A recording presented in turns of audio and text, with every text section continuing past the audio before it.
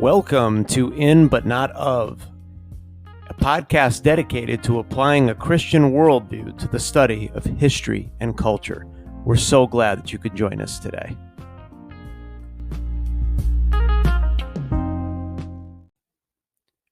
Welcome, everybody. We are talking about the summer of love today.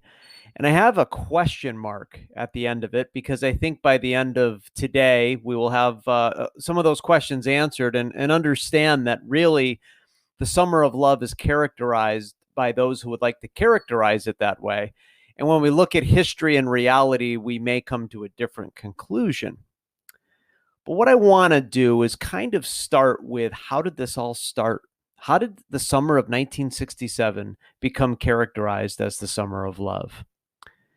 Well, if we go back to January of 67, I think it's pretty clear that the big event that started this all was something called the Human Being, which was it was called a gathering of the tribes in Golden Gate Park in San Francisco.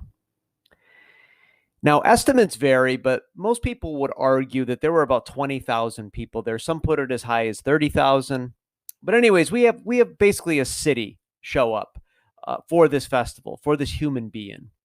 The Human Being was characterized by things like Hindu chanting, motorcycles, rock music. There were a host of local bands in the San Francisco area that are going to become prominent, beginning here with the Human Being. Bands like the Jefferson Airplane, the Grateful Dead, Big Brother and the Holding Company featuring Janis Joplin, the Quicksilver Messenger Service, and Blue Cheer. They also had speakers like Allen Ginsberg, Timothy Leary. Okay, so there was a lot of figures involved in this, in this Human Being, and it was essentially inspired by the outlawing of LSD that had occurred in October of 1966. So a few months later, this was a festival to celebrate, among other things, the influence of LSD. Now, it's important to remember that in the summer of love, nearly half of the American population was under the age of 25, the baby boom. One prominent individual said it seemed like everything was up for grabs that summer. Well, they certainly, I think that's a fair characterization, as we'll see. A grown-up member of the counterculture, somebody that came of age relatively recently, but was young during the counterculture, said that we thought drugs were going to change the world. And I think that's insightful because a lot of people did feel that way in 1967. Now, the drugs that we're talking about primarily would be marijuana and LSD. The Grateful Dead, there's recordings of them reflecting upon this throughout the years, talking about how incredible it was to play a concert in that sense of togetherness you had as you were playing the concert, knowing that the audience was on LSD like you were, that tremendous thing that kind of happened between the audience and the band. If you look at old video footage, you'll see things like people holding signs that says LSD saves, for instance. Obviously a takeoff on Jesus saves. So this all takes place out in San Francisco, and what becomes famous is the neighborhood that kind of converges in the area where the Haight and Ashbury, the streets kind of come together. And this area is characterized because of low rent. So this was an area that had low rent. And with the park right there, with Golden Gate Park, it was also an area that had plenty of sunshine. Unlike the images that you get over the dark coffee houses that were housing the beatniks and the hipsters. Now, last time we were together, I basically talked to you about the idea that there was a difference between beatniks and hipsters, even though that line was pretty thin. The American Experience has a pretty good video on the Summer of Love, and they essentially talk about them as if they were the same. Actually, the word hippie comes from the word hipster, kind of a young hipster or hippie. That's where that word actually comes from. Now, the other thing that happens in 1967 that kind of really highlights what's going to go on that year is the concert known as the Monterey Pop Festival. Now, the Pop Festival had about 30 acts, and as many as 90,000 people attended this concert. This was the brainchild of John Phillips and Lou Adler. John Phillips, famously of the Mamas and the Papas. Now, when you look at the concert, what's interesting is a band called The Association actually opens the concert, and they're not really indicative of what we would consider to be the counterculture. As a matter of fact, one commentator said because it was weird and ironic because it was almost like The Association was the type of thing that you were rebelling against. It's famous too because of the Rolling Stones. A member of the Rolling Stones, Brian Jones, attends the concert. The Stones were a bit distracted at this time, dealing with drug issues and drug busts and things like that. So Brian Jones gives the concert credence by showing up. I shouldn't say Credence; that might confuse you with Credence Clearwater Revival, who was not at the concert, by the way. But anyways, Jones shows up, and the Rolling Stones were more than interested in having their reputation be synonymous with what was happening out in California. They wanted to be with it. They wanted to be in tune with what was happening in the California music scene.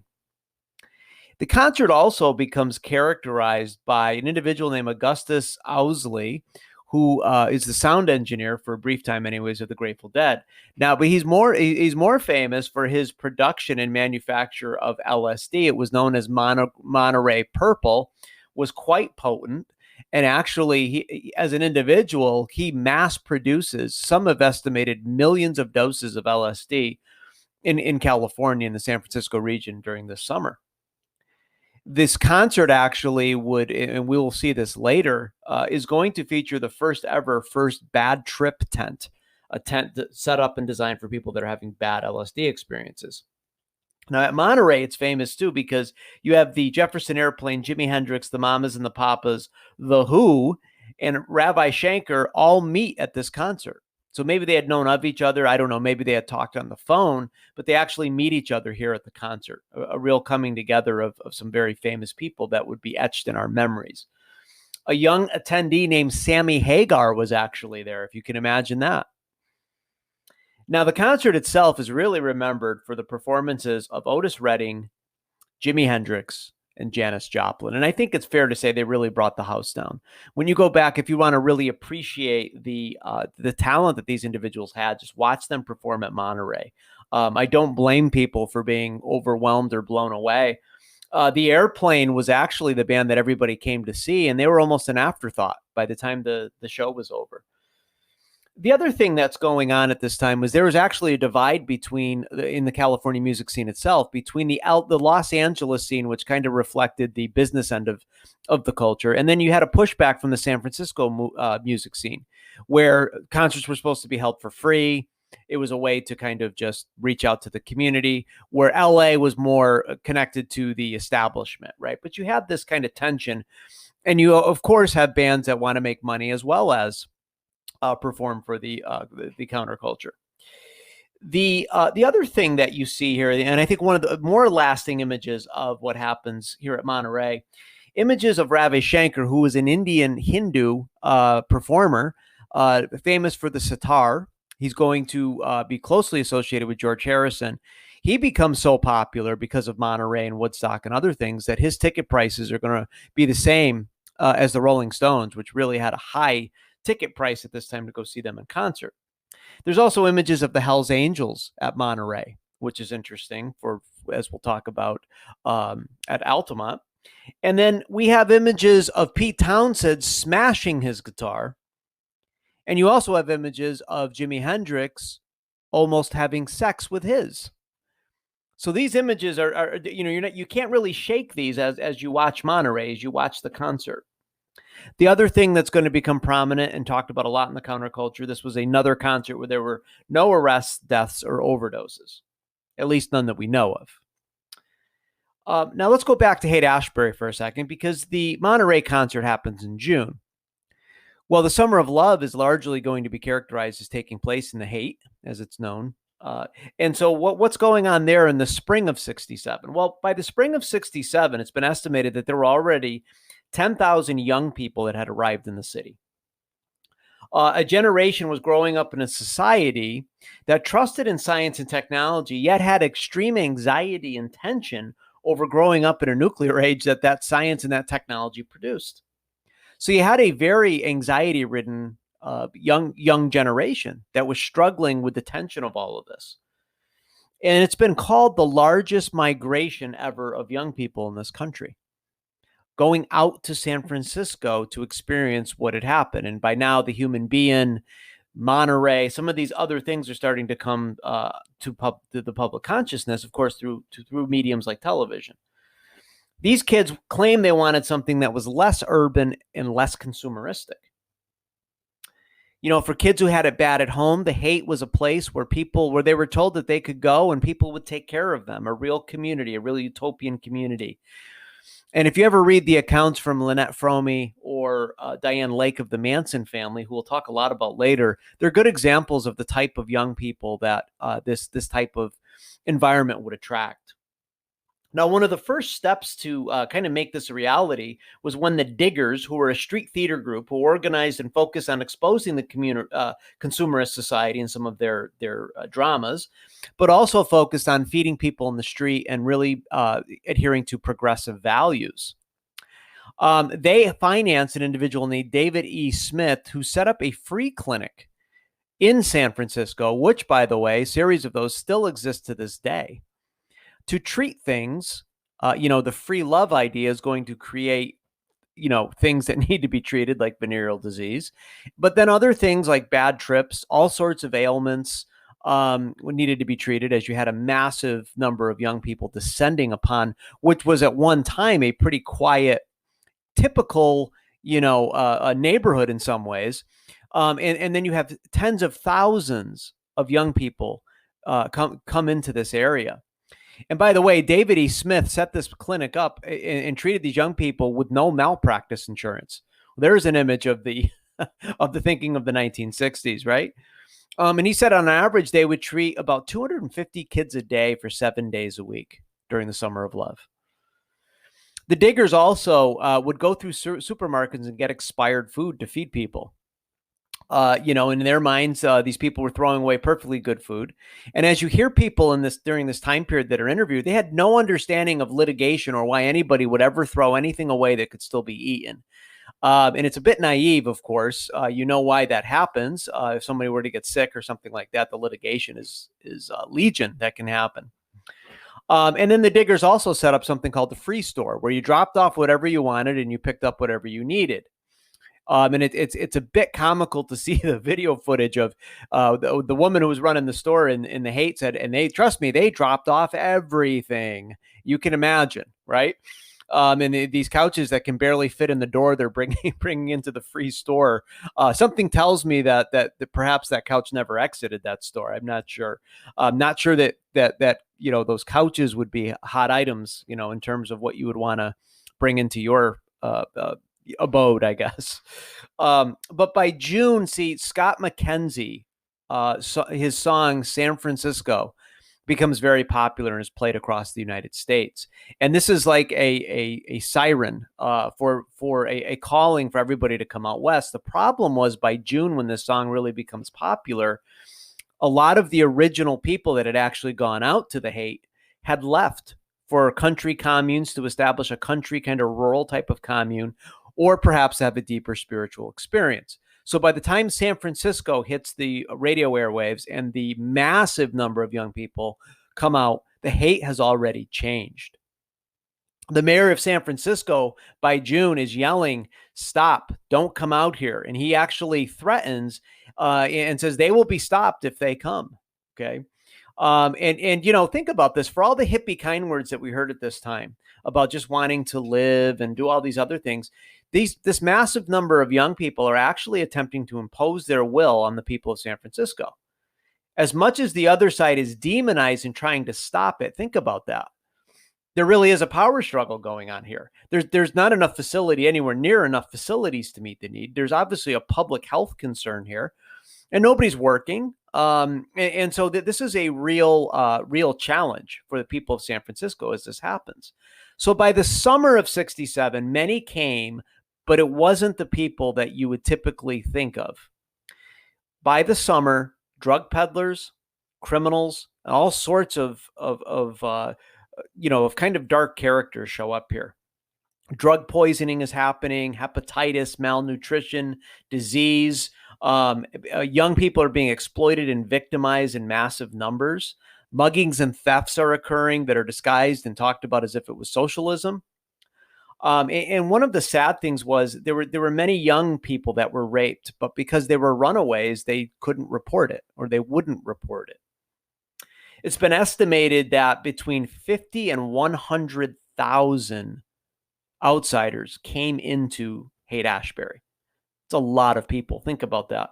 Now, you not only had the young hippies that were sincere, that came out there to kind of establish this counterculture mecca, but then you had the sightseers that wanted to see the hippies, right? You had wannabe weekend hippies that might actually be part of the LA establishment, changing their clothes when they got to work on a Friday and showing up as a hippie.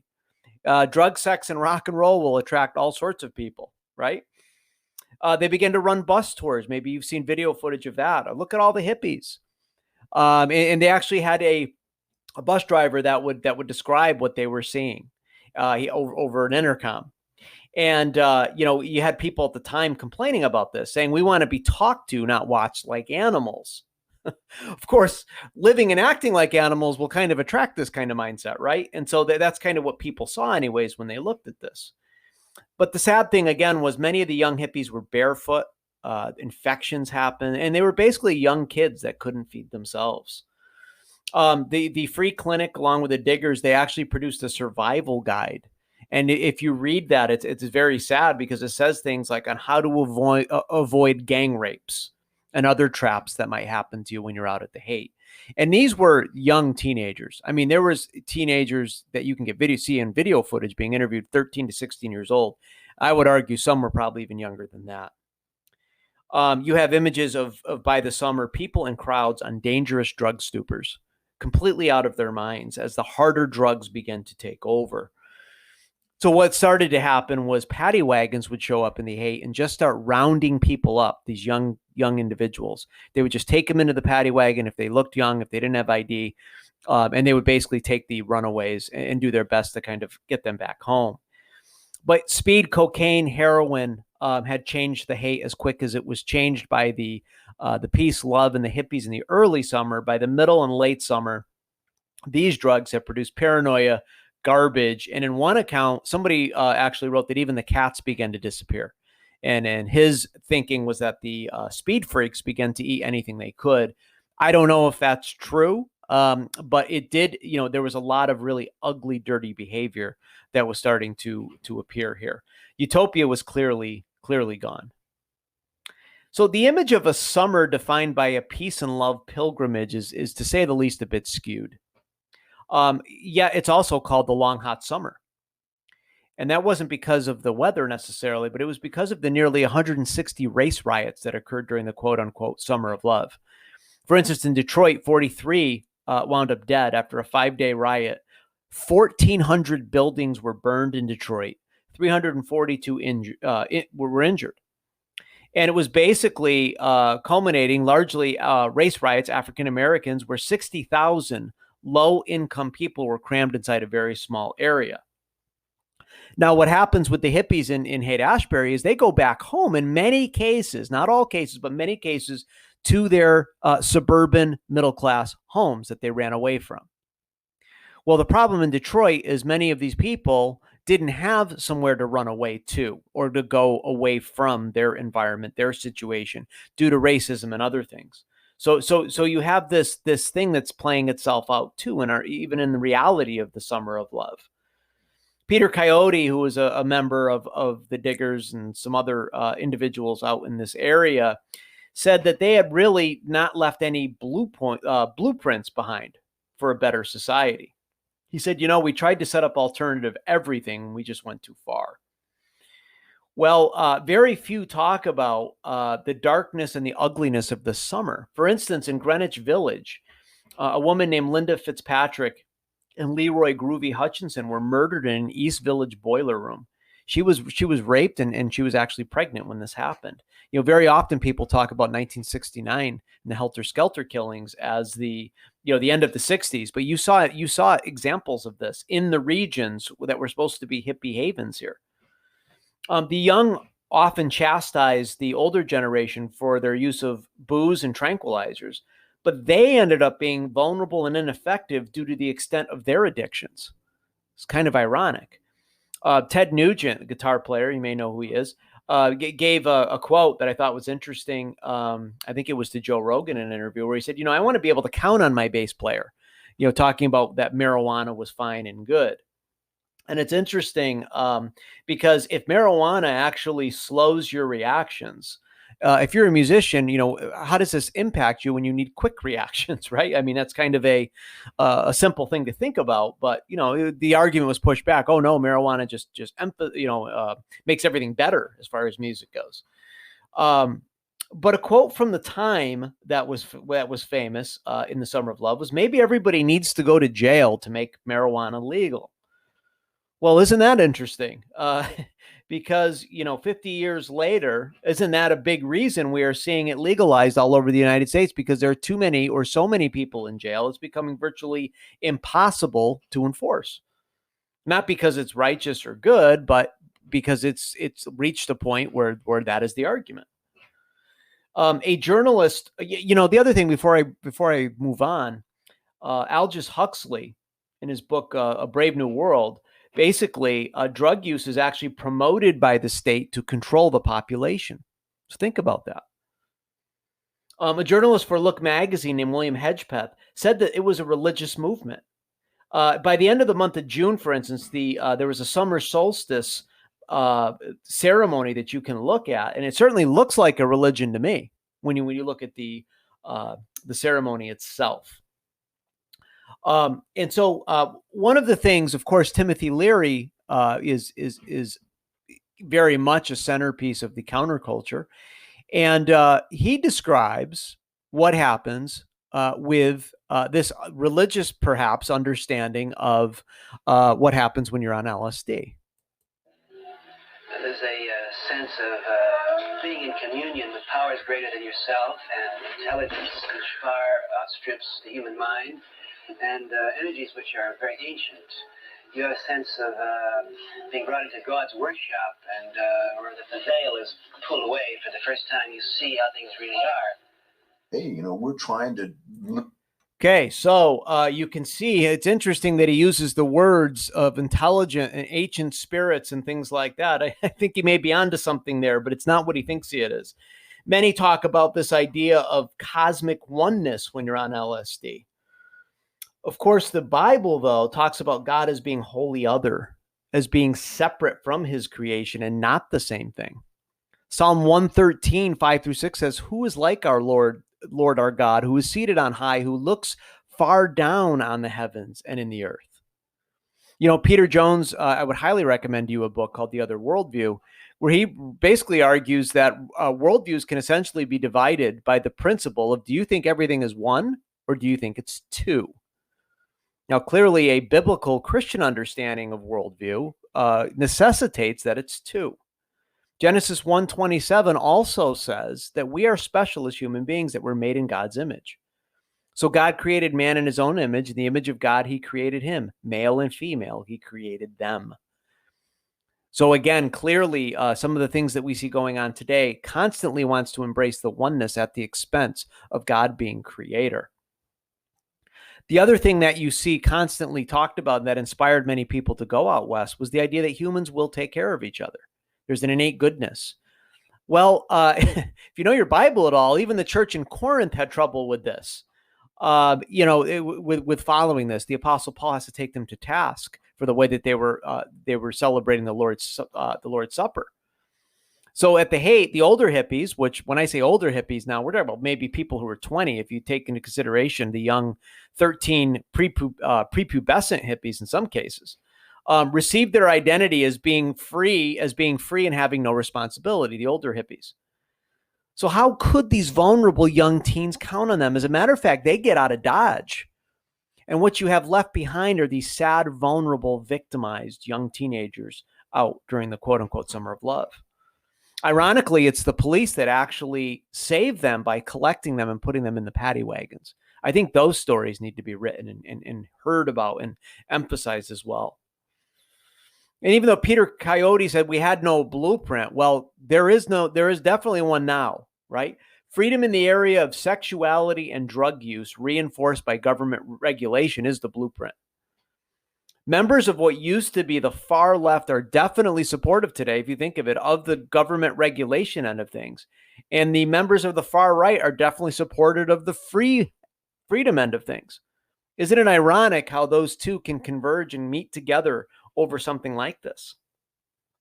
The way our culture is heading, maybe today, rather than Uncle Sam being our national symbol, perhaps we should replace him with wavy gravy. Of course, I'm not sure we could ever agree on a national symbol anymore, especially not an overweight, stoned white guy, right? Proverbs 25:28 says, like a city whose walls are broken through is a person who lacks self-control. If your cities are full of people who have lost self-control, then it is clear to see that city walls will be broken through. And if 2020 has taught us anything, it's that we have several walls in our society that have been broken through. And while many talk of tearing down of walls is a good thing, it's important to remember that some of those walls are there for a very good reason. Well, that's all we have time for this week. But remember, all truth is God's truth. And if Jesus is who he says he is, then that changes everything.